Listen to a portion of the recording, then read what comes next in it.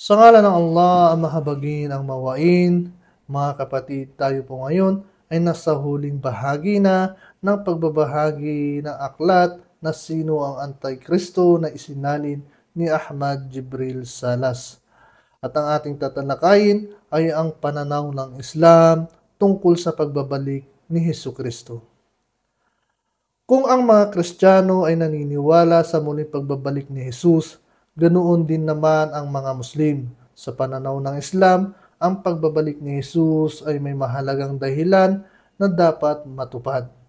Ang sugo ng Allah, si Muhammad sallallahu alaihi wasallam ay nagsalaysay ng isang magandang pananalita tungkol kay Jesus. Sinabi ng sugo ng Allah, sa pamamagitan niya Allah na siyang may tanga ng aking kaluluwa, katiyakan na si Isa, Jesus na anak ni Maria ay papanaog at makakahalubilo ninyo at bilang pinuno ng mga Muslim, siya ay maglilitis ng makatarungan batay sa batas ng Quran. Kanyang babakliin ang mga krus at papatayin ang mga baboy at aalisin ang buwis ng jizya. Ito ay buwis na ibinabayad ng mga di-Muslim sa pamahalaan ng Islam. Sa panahong yaon, ang salapi ay sasagana at walang sino man ang tatanggap nito mula sa kaninuman. Sa panahong yaon, ang pagpapatirapa, pagsubsob ng mukha sa lupa bilang pagsamba sa Allah ay higit na mabuti kaysa sa mundo at sa nilalaman nito. At sinabi pa niya, walang propeta sa pagitan ko at ni Isa, Jesus, katiyakan siya ang papanaog at babalik muli. Sa makatuwid, inyong makikilala siya kapag siya ay inyong makikita. Siya ay mataas na lalaki na may maputi at mamula-mulang kutis. Siya ay papanaog na may kasuotan dalawang puting damit. Ang kanyang ulo ay tila pinapawisan bagaman hindi ito basa ng pawis.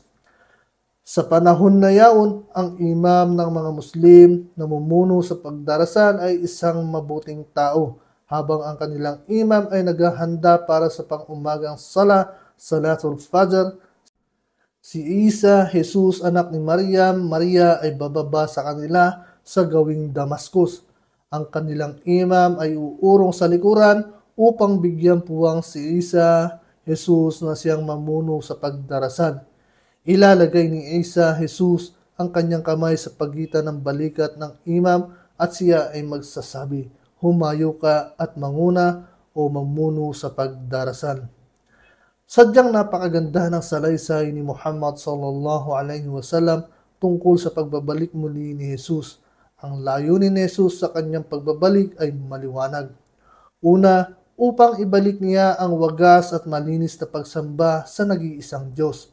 Ang tuwirang pagsamba sa nag-iisang Diyos ay siyang pangunahing aral ng lahat ng propeta. Kaya naman, ito ang pangunahing layunin ng pagbabalik ni Jesus.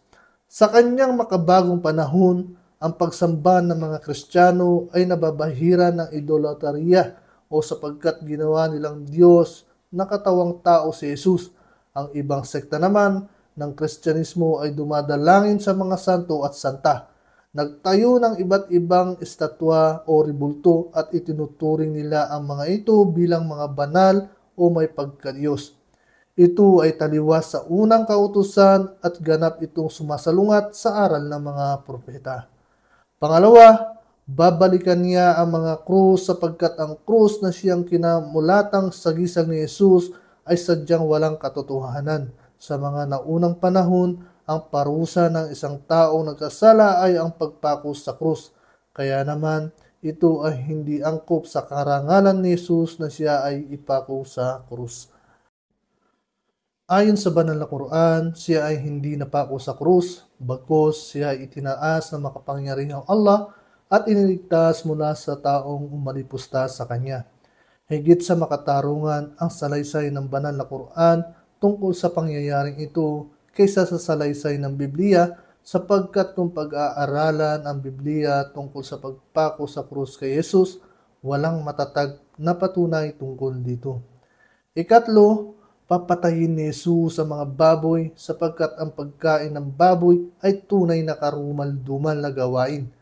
Ang babalang ito ay nakatala sa Lumang Tipan sa Kabanata Leviticus at Deuteronomy. Bakit nga ba kumakain ng baboy ang mga Kristiyano sa kabila ng mga malinaw na babala tungkol dito?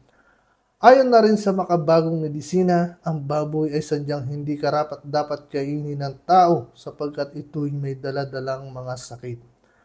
Sa mga nabanggit na paliwanag, ako ay tapat na umaasa sa ibang Kristyanismo o Kristiyano na nagsasabi na ang mga Muslim ay Antikristo ay magkaroon ng tamang pananaw tungkol sa naturang paksa at higit sa lahat magkaroon ng pagkakataon na bigyan ng kahit kaunting panahon ang pag-aaral ang relihiyong Islam.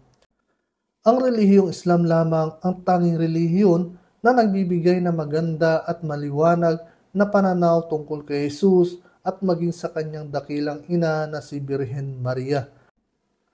Wala nang iba pang relihiyon sa kasalukuyan ang magtatanggol sa mga maling paratang tungkol kay Jesus at sa kanyang ina maliban sa banal na Quran.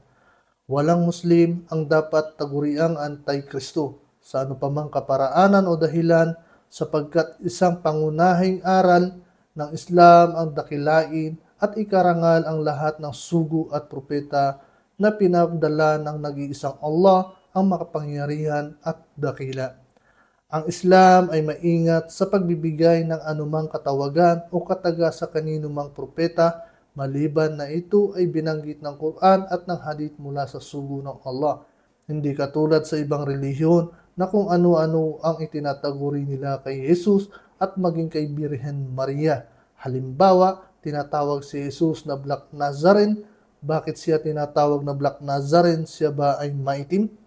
Tinawag din siyang Santo Niño. Bakit siya tinatawag na Batang Santo? Siya ba ay santo? Tinawag din siyang Jesus Christ Superstar.